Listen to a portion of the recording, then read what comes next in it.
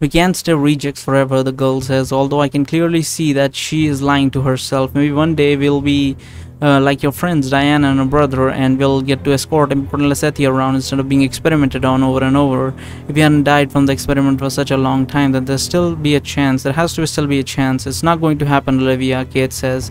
We can't just keep waiting for things to get better. We need to take matters into our own hands. Please trust me on this. Following the caretaker's plan is our only true chance of escaping this hellhole. He's not going to betray us like the one before. We can still make it out of here alive, but I need your help. Olivia starts to calm down after she hears what Kate had to say, and all of a sudden she gets a very determined look in her eyes. Understand, Kate, Olivia says. You know that I've always been your friend if you're willing to put so much trust into this man when I believe in you and your judgment. I will try to convince as many people as I can, but I can't promise you anything. I will tell you later how things went. Thank you so much, Kate says with a relieved look on her face. I will also talk to Diane and tell her what you said. We'll talk more when you have something new to tell me. See you later. Goodbye, Olivia says as she regains her pleasant smile from before, and then Kate goes to exit her room. Okay, this next part is going to be really good, Araka says. Get ready. The environment around us changes yet again, and this time we find ourselves in a very large underground hallway. About 100 or so orphans are currently all lined up and standing dressed while looking at a few men dressed in dark blue robes. In front of them, I'm assuming that the men in blue robes are the Lasethi that run the place, but what's strange is that all of them are standing up except for one who is currently on his knees, and his hood is covering his face and his head bowed down. The orphans are all dressed in the same types of grey rags, and most of them have very tired looks on their face, as if this place has sucked the life out of them. They also appear to be very malnourished, as some of them have bruises all over the body. The ages of the orphans seem to be no higher than 19 and no lower than 4. Most of them are aged between 6 and 15. The only orphans who are not lined up with the others are Diane and her brother. They are instead standing near Lasethi, likely due to their bodyguard status. The Lasethi are currently talking among themselves, but the orphans are all dead silent and waiting impatiently for the meeting to begin. From the looks of things, it seems that the Lasethi are still waiting for 1 or 2 more of their colleagues to arrive before announcing to everyone the reason why they were called them here. Really, I tell Araka, what we wait for about 10 more seconds. You couldn't have brought us any closer in time to the beginning of the meeting. How much longer are we supposed to wait here? Stop complaining, Araka says. I brought us here a bit earlier because there's something that I'm trying to test. There's this theory that I've had for a while about the Lasethi and the reason why they're so good at making magical devices, and I want to see if it's true or not. The main gist of it is that I think they have some sort of innate understanding of the Magium's true nature, which gives them the ability to tamper with an object's aura in a more precise fashion than most other tinkerers. But it's more than simply knowing what the Magium nature is.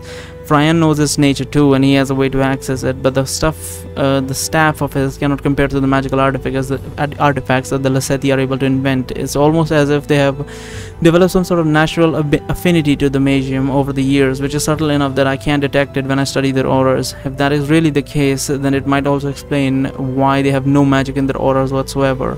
If their auras resonate so strongly with the Magium, then their consciousness must be getting constantly bombarded with information, which would make it impossible for them to maintain any sort of connection to the magical plane.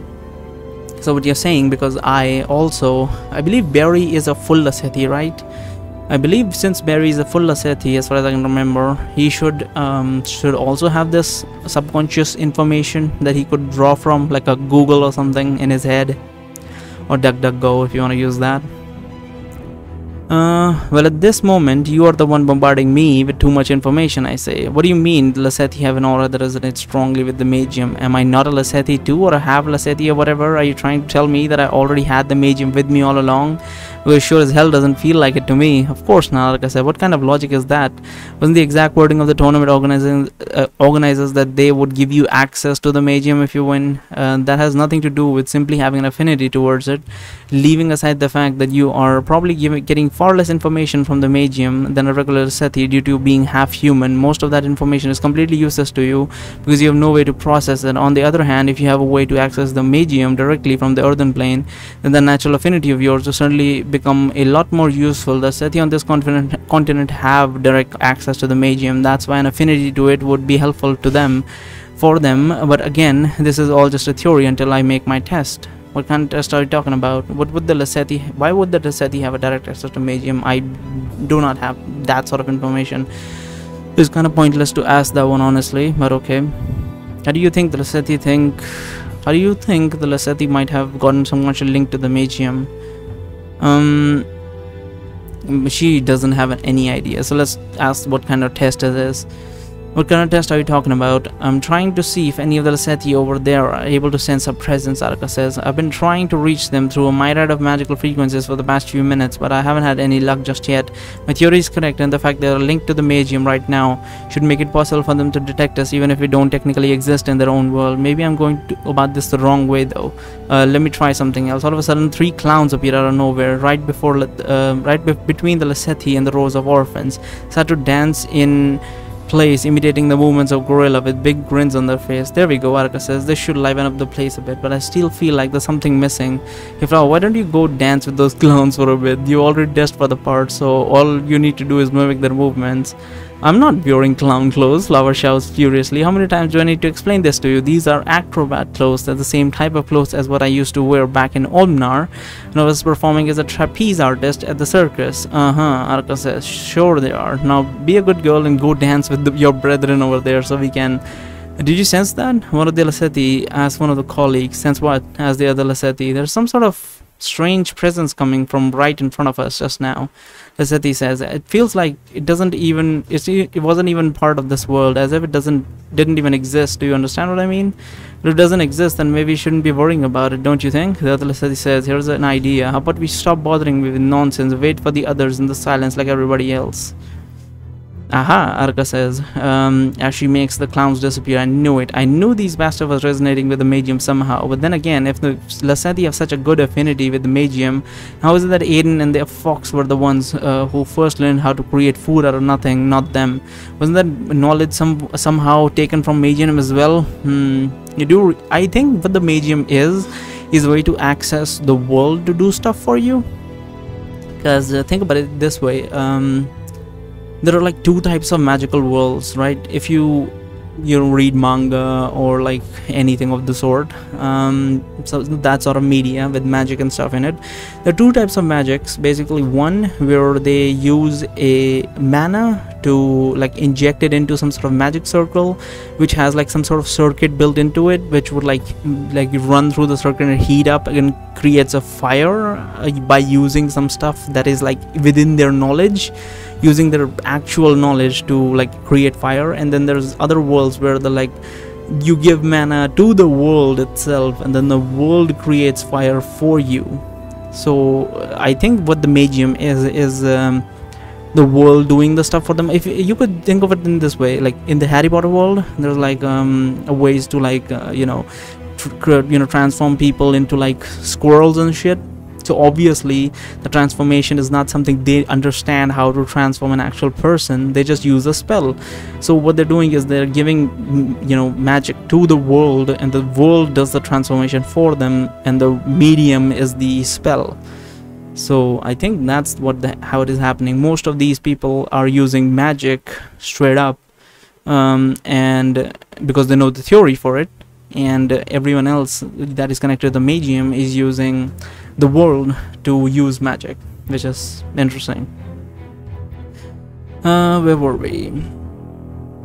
You do realize, I say, that if you're going to keep giving me so much information about the Magium, I will eventually figure out what it is, right? So what? Arka says. Will look like I care? This is all a game to me. I couldn't care less if you find out the true nature of the Magium. I've only been hiding it from you because I find your reactions to be amusing. It's not like I was forbidden to talk about this by the Magium itself, like Flower and Luna. What did you just say? I asked her, shocked. Arka, don't say another word, Luna says, with a mixture of both anger and fear in her eyes. I'm warning you. Warning me? Arka says, warning me.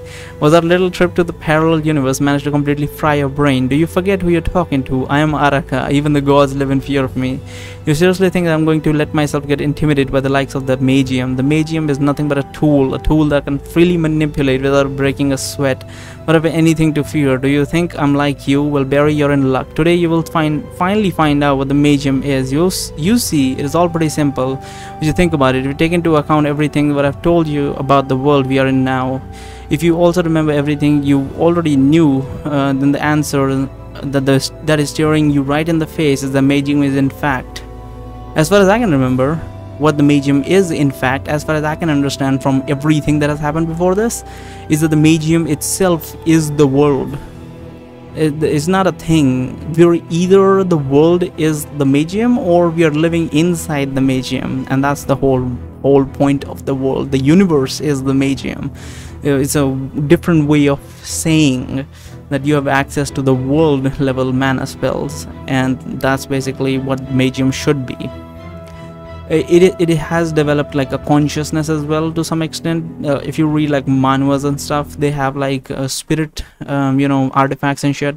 They're basically like a sword. If you it's like a super strong sword, it could develop like spirits within it, and it becomes like intelligent and shit. So I think that's what the Magium is, in fact.